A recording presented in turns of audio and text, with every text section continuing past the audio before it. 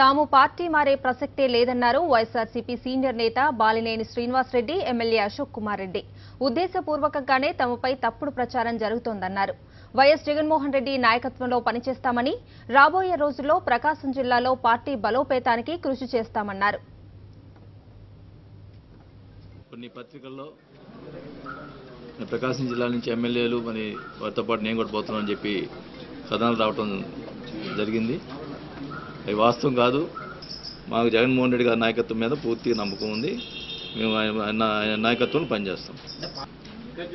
మేము మొట్టమొదటి నుంచి కూడా వైఎస్ఆర్ కాంగ్రెస్ పార్టీలో ఉన్నాం. మేము జగనన్న నాయకత్వంలో మేమందరం సమర్థవంతంగా ఉండడం జరిగింది. అలాగే జిల్లాలో వాసన నాయకత్వంలో మేమందరం సమర్థవంతంగా పనిచేయడం జరిగింది.